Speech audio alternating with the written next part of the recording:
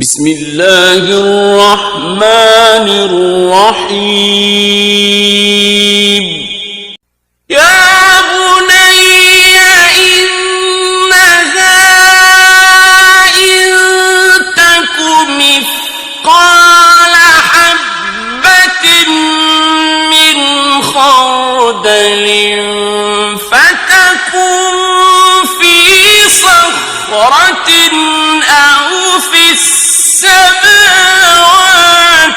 أو في الأرض يأت بها الله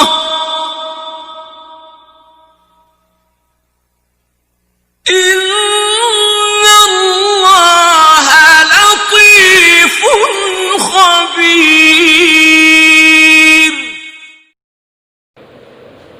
اعوذ باللہ من الشیطان اللعین الرجیم. بسم اللہ الرحمن الرحیم. الحمد لأہلہ والصلاة علی اہلہا.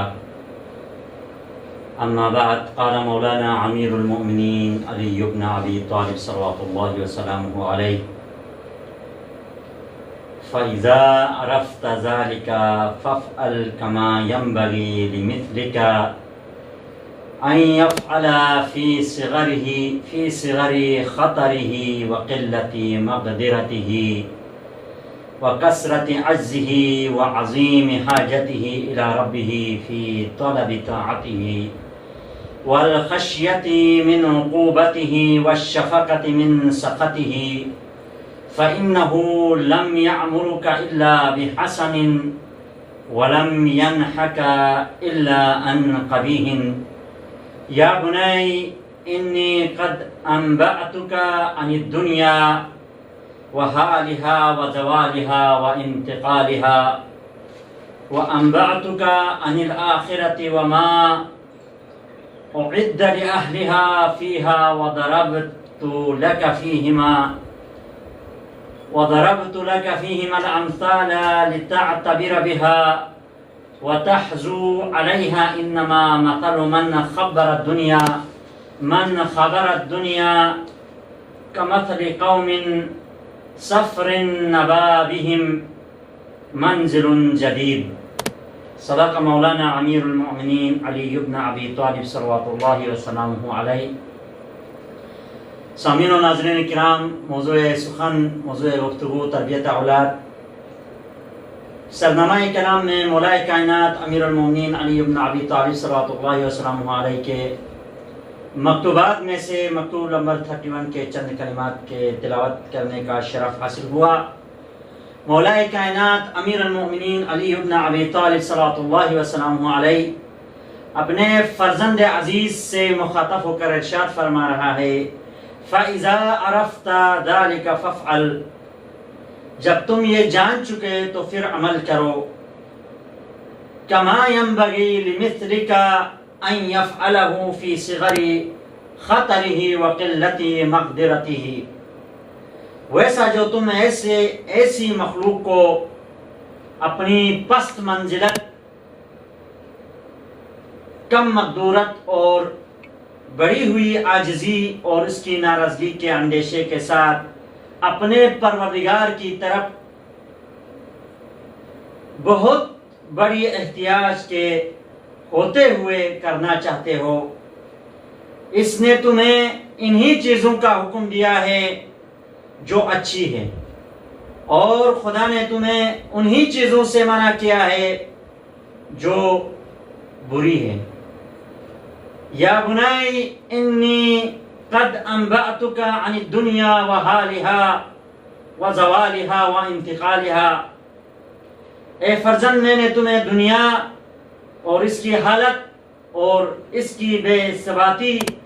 اور ناپائیداری سے خبردار کیا ہے، اور آخرت والوں کے لیے جو سر و سامان عیش و عشرت کے مہیا ہے اس سے بھی آگاہ کر دیا ہے. اور ان دونوں کی مثالیں بھی تمہارے سامنے پیش کرتا ہوں تاکہ ان سے عبرت حاصل کرو اور ان کے تقاضوں پر عمل کرو. جن لوگوں نے دنیا کو خوب سمجھ لیا ان کی مثال ان مسافروں سی ہے جن کا خط زوال منزل سے دل اچھاٹ ہوا ہے۔ مولا کائنات امیر المومنین علی ابن ابی طالب نے دنیا اور دنیا کی حقیقت، دنیا اور دنیا پرست کی حقیقت اور آخرت والوں کی حقیقت بھی بیان کیا، اور جو اس دنیا میں رہ کر اس آخرت کے لیے، اس آخرت کے عیش و عشرت کے سامان جو مہیا ہوتے ہیں، جو عیش و عشرت کے مقام و منزلت حاصل کرتے ہیں، وہ تمام مقام و منزلت و عیش و عشرت اسی دنیا میں بیٹھ کر حاصل کرنا ہے۔ وصیت کی کہ دنیا کے اندر اس طرح رہے کہ اس دنیا سے اس دنیا کے لیے کچھ چیزیں کمائیں، تو بس مولا کی سیرت پر عمل کرتے ہوئے، مولا کے وصیت کے نقش قدم پر چلتے ہوئے ہمیں اپنی اولاد کی بھی اس طرح تربیت اور وصیت کرنی چاہیے جو اس آخرت کے لیے اور اس دنیا کے لیے اچھی چیزوں کو انجام دے دیں اور بری چیزیں اور کبھی چیزوں سے بچے رہیں۔ تو موضوع سخن تربیت اولاد کے حوالے سے تربیت کے جو بنیادی عامل ہیں، اساسی جو عامل ہے، اس پر تذکرہ کرتے ہوئے بیان کیا تھا کہ سب سے پہلا عامل جس کے اوپر اعتبار کر کے، جس کے اوپر اعتماد کر کے تربیت کی بنیاد رکھی جا سکتی ہے وہ ہے وراثت۔ اب اس وراثت کی انشاءاللہ ہم تعریف کریں گے لغت کے اعتبار سے بھی اور مصطلح علمی کے اعتبار سے۔ اس وراثت کی ہم پہلے تعریف کریں گے۔ آیا وراثت کسے کہا جاتا ہے؟ لغت میں تحدید وراثہ اس طرح کیا ہے، وراثت کی تعریف اس طرح کی گئی ہے کہ وراثت طبعی رغبت کا نام ہے، یعنی فرع اپنے اصل کے مشابہ ہوتا ہے۔ طبعی میل اور رغبت کی وجہ سے اپنے جسمانی وجود اور اپنے اعضائی وظائف کے بارے میں بھی فرع اپنے اصل کی طرف مائل ہوتا ہے، فرع اپنے اصل کی پیروی کرتا ہے۔ علماء تربیت نے وراثت کے ایک گروہ نے، علماء وراثت کے ایک گروہ نے جنہوں نے وراثت کی تعریف کی ہے، انہوں نے کچھ اس طرح وراثت کی تعریف کی ہے: انہا مشابہۃ الفرع لاصلہ، وراثت وہ ہے جو فرع اپنے اصل کی نقل اور مشابہ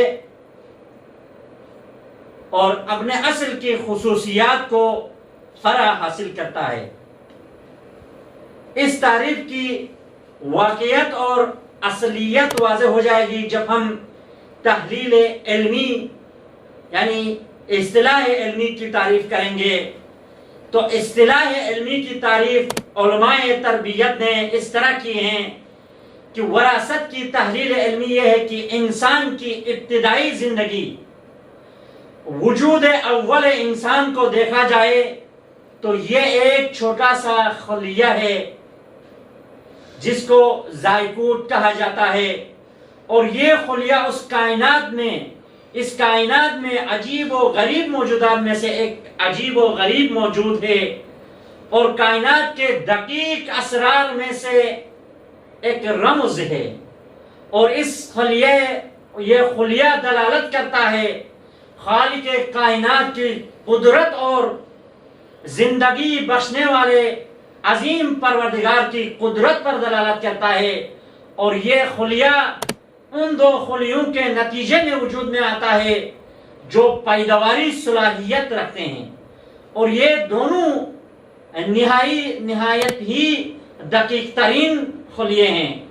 جو کہ جن کا نام ہے ایک کا البویضہ اور دوسرا الحیوان المنوی۔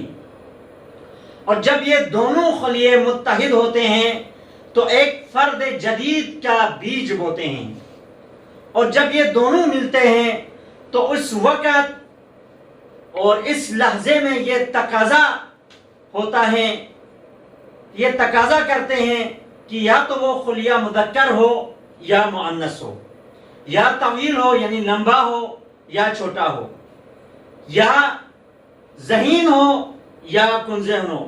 یعنی اس خلیے میں تمام صفات اور ممیزات منطبق ہوتی ہے،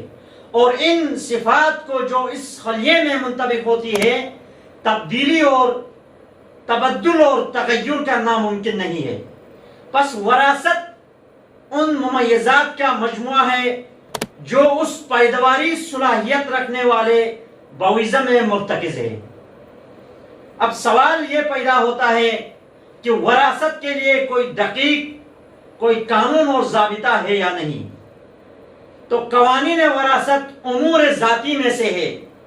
جو کہ انسان کی زندگی کے تمام ادوار میں حیات انسانی سے جدا نہیں ہو سکتے ہیں، اور انہی قوانین وراثت میں سے اہم امور کی طرف انشاءاللہ اشارہ کیا جائے گا۔ انہی قوانین اور ضوابط وراثہ میں سے سب سے پہلا قانون وراثہ، واضح ترین قانون اور جو اکثر طور پر مشاہدے میں آیا جاتا ہے، چاہے وہ شکل ظاہری کے اعتبار سے ہو یا خواص ذاتیہ کے اعتبار سے ہو، وہ یہ ہے کہ فرع کا اصل کے ساتھ مشابہ ہونا ہے، اور یہ مشابہت کا قانون تمام زندہ موجودات میں پایا جاتا ہے، اور یہ تمام زندہ موجودات کے اندر پایا جانا یہ ایک روشن امر ہے، کیونکہ یہ قانون ہے کہ اگر مثلا کوئی انسان کپاس کا اگر بیج بویا جائے تو کپاس ہی حاصل ہوگا، اگر پھولوں کے بیج بویا جائے یا پھلوں کے بیج بویا جائے تو جو بیج بویا گیا ہے اسی کا کیا ہے، پھل حاصل ہوگا۔ اور یہ رنگ اور کیفیت کے اندر بھی فرع اپنے اصل کے کیا ہے، تابع ہوتا ہے، اور تمام خصوصیات میں فرع اپنے اصل کا عکاسی کرتا ہے، اور یہ قانون مشابہات حیوانات میں اور بھی زیادہ واضح اور روشن پائے جاتے ہیں، جیسا کہ مثلا بلی کا بچہ ہو، بلی کا چھوٹا سا بچہ ہو تو وہ اپنے ماں باپ کا مشابہ ہوتا ہے، ہیکل کے اعتبار سے، شکل و صورت کے اعتبار سے، اور قد اور قامت کے اعتبار سے بھی، اور تمام صفات کے اعتبار سے۔ اسی طرح انسان میں بھی اولاد ماں باپ کے مشابہ ہوتا ہے، نہ صرف صفات عامہ میں بلکہ دقیق ترین صفات کے اندر بھی اولاد اپنے ماں باپ کے مشابہ ہیں۔ انشاءاللہ اس موضوع کو مزید تفصیل کے ساتھ آئندہ آنے والی نشست میں بیان کیا جائے گا، اور آج کی نشست میں یہیں پر اکتفا کرتے ہیں اور دعا کرتے ہیں پروردگارہ ہمیں حقیقی معنوں میں اپنی تربیت اور اپنے اولاد کی تربیت کرنے کی توفیق عطا فرما۔ وآخر دعوانا ان الحمد للہ رب العالمین۔